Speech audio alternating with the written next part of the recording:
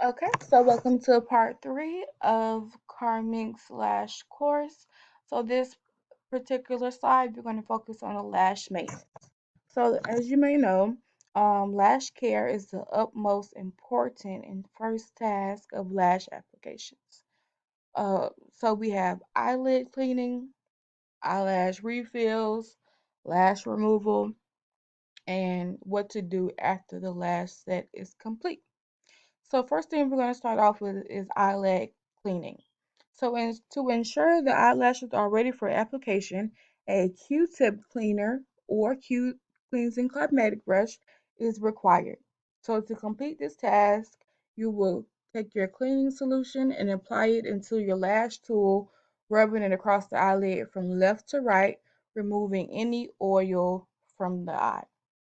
So remember when we were going over the supplies, we had the tip cleaner or the spoolie. That's what the two things that we had when we were talking about cleaning the eyelid. If you don't remember what it was, please refer to your lash supply sheet. All the way down, there are pictures and there are written definitions also to help you. But to clean the eyelid, all you need is two tip cleaners or two cosmetic brushes or two spoolies. You need to spray it and you need to clean from left to right or right to left. It doesn't matter which way you do it. We just want to make sure that the eyelid is clean. So I'm going to go ahead and play the video of how.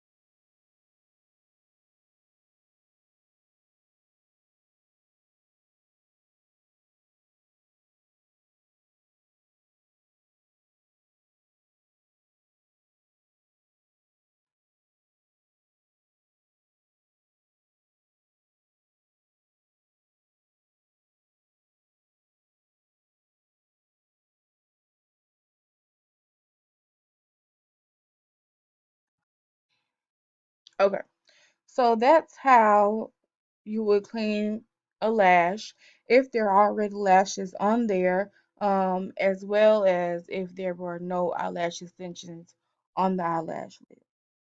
So that is how you will clean. In the video, you notice how I was going from left to right, just making sure all the lashes were clean. And to complete that desired look, I got two cleaning tips. I sprayed them with the eyelid cleaner and I went from lash to lash, section to section to make sure that there were no oil, dirt, makeup, residue, anything on the lashes before I completed a fill-in. So going over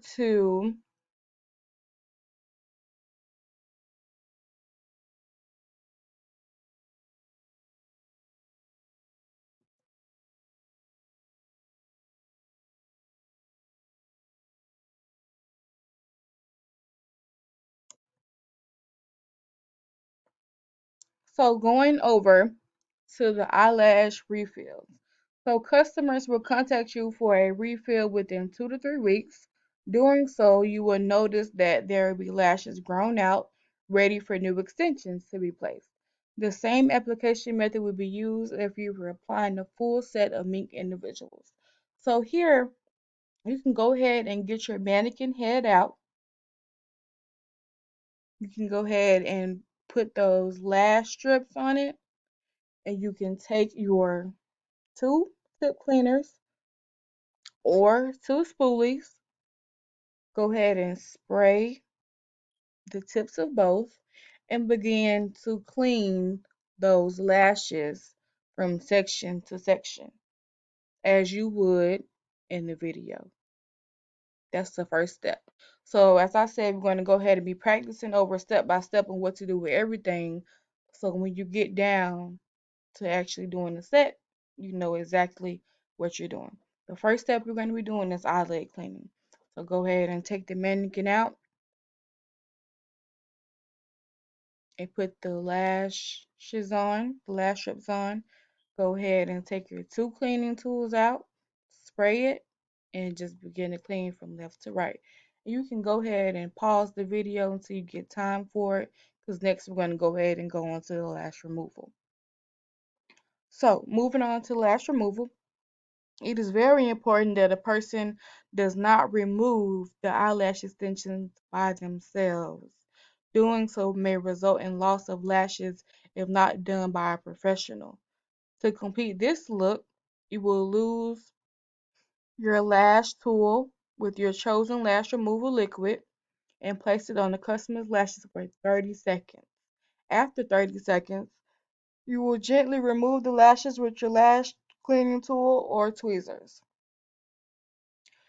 And also, which is very important, I'm going to say it, the lash removal liquid is also called debonder. I'll say it again. Any lash removal liquid or cream is called debonder. So, in order to, all you need for a lash removal are tweezers,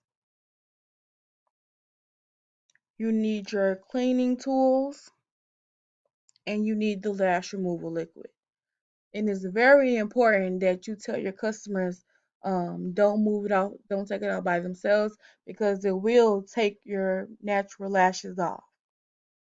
If they choose to have the set removed, they need to book with you with a lash removal. I'm going to go ahead and play the video of how it looks here. This is how it looks. You see, I'm sitting it on. That clear wrap you see that's on there is just clear wrap. Just clear wrap. Just plastic clear wrap. And I just let it sit there for 30 seconds. It may or may not take longer, depending on how strong the glue is. But after that, you see it slides right off. Sorry about that. It slides right off. We're going to exit that full screen. So after your last set is complete, it is best to provide the customer with a spoolie for brushing their lashes, also letting the customer know that he or she cannot touch their lashes within 24 hours, which is very important that they do not touch it within 24 hours. It's important that you send them home with something that can help them keep up with your lashes because after they leave your area, you are no longer responsible for how they keep up with their lashes. So it's best I always send my customers off with aftercare kits, which include a aftercare card and a spoolie and a brush. Just so to cover my end, during the lash set, I usually tell them the do's and not to do's, which maybe you may need a filling within 2 to 3 weeks, or don't put any oil or makeup or residue around your eye, or this is what you need, which is a spoolie or a cleaning tool to keep your lashes clean. I'm telling them that as I do their lashes, and I'm also sending them home with something. So when they are no longer in my care, they still have the proper care for their eyelashes. Okay, moving on.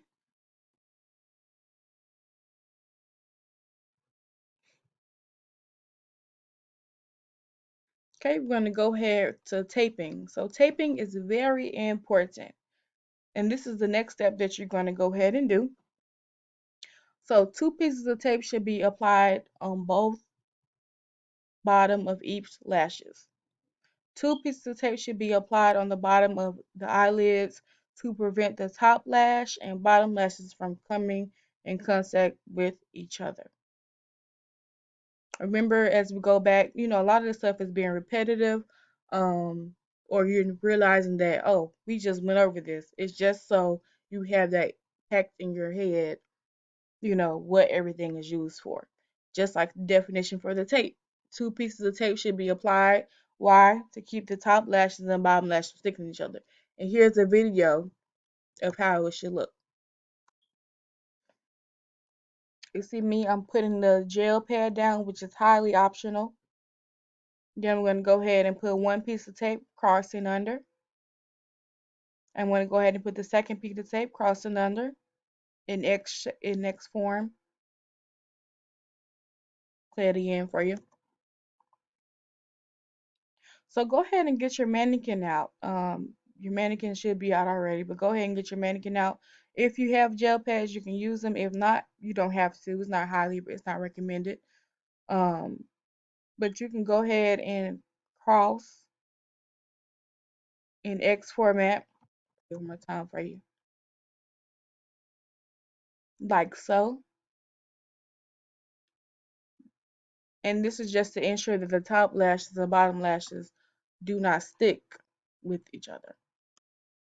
Okay?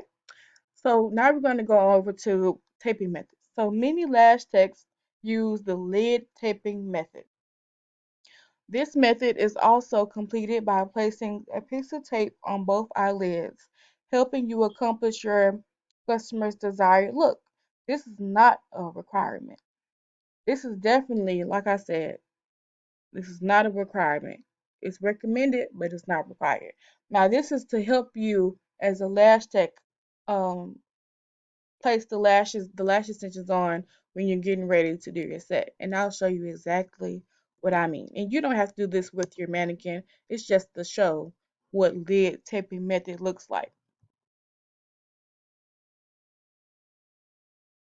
That's exactly what it looks like. You see on here, I'm pulling it up.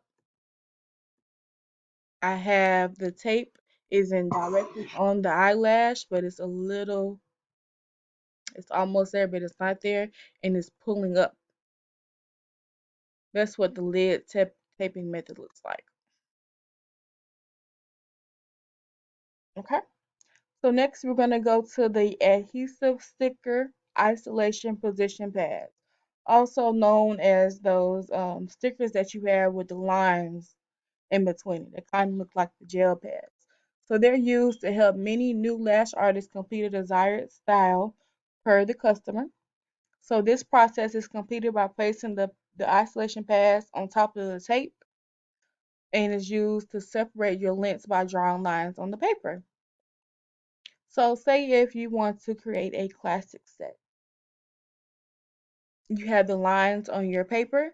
So simply by drawing the lines, if you have 13 millimeters, you're going to draw lines 13, 13, 13, 13, 13, just to help you organize everything. If you have a cat eye set, say it wants to go from short to long, you're going to go 8 on one line, then 10 on the other line, then 13 on the other line, if that's your choose desired millimeter. And all it is done is to help you organize the set, make the set look like even with both sides. So next we have isolation. Next we have isolation. This is the next step after the tape is applied. So this is where we're going to go ahead and practice with the isolation. So isolation is the next step after the tape is applied. This step is extremely important. Placement with both tweezers is crucial. It is important that you are comfortable with the tweezers in your hand and can separate the natural lashes while applying the individual. So like I said before, remember we were going over in the supplies and you left 6 and 7 blank for the tweezers. This is where you practice your isolation. So I'm going to go ahead and play videos of how the videos is how to isolate. And you're going to notice that there is no right or wrong. See how I'm isolating with the straight tweezer and I am holding the fan with the curved tweezer. And all I'm doing is getting the lash tweezer with my pointed tweezer and I'm just sliding it. You see me sliding it to the left. So I have that one lash I want. I'm going to keep doing it for you. I'm going to play it for you a few more times. And we're going to go to the next part of our